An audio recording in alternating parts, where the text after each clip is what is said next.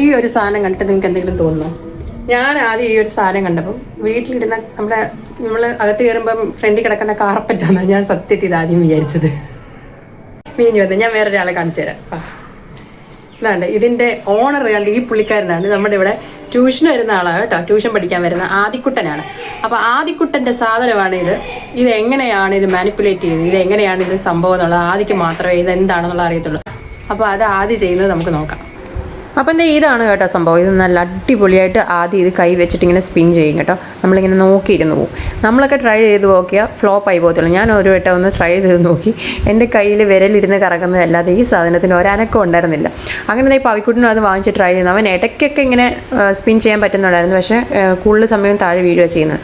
അവൻ ഇനി അത് പഠിച്ചു വരണം. ഞാൻ പഠിച്ചതെന്ന് പറ. അങ്ങനൊന്നും ഇല്ല, ഞാനിങ്ങനെ വെച്ച് കൊറേ ആയപ്പോ ഇങ്ങനെ കറക്കി പഠിച്ച്. എന്നിട്ട് അച്ഛൻ കറക്കാൻ നോക്കി, അമ്മ കറക്കാൻ നോക്കി, ആർക്കും പറ്റിയില്ല. ആദ്യക്കുട്ടിന് മാത്രമേ പറ്റുള്ളൂ. അതാണ് ഇത് ഫുള്ളും ഇങ്ങനെ പിടിച്ച് സെന്ററിൽ പിടിച്ച് ഒറ്റ കറക്കി കറക്കി അങ്ങനെ പിന്നെ വീണ് കറക്കി കറക്കി ഞാൻ അന്ന് ലാസ്റ്റ് ഡേറ്റിൽ പഠിച്ചു.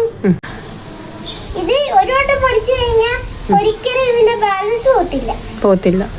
അങ്ങനെ ഇത് എന്താ സംഭവം എന്നറിയാൻ ഞാൻ എൻ്റെ ഫോട്ടോ എടുത്തിട്ടൊന്ന് ഗൂഗിൾ ചെയ്ത് നോക്കി. അപ്പോൾ ഇതിൻ്റെ പേര് ഫ്ലോസ്റ്റർ സ്പിന്നിങ് ക്ലോത്ത് എന്നാണ് കേട്ടോ.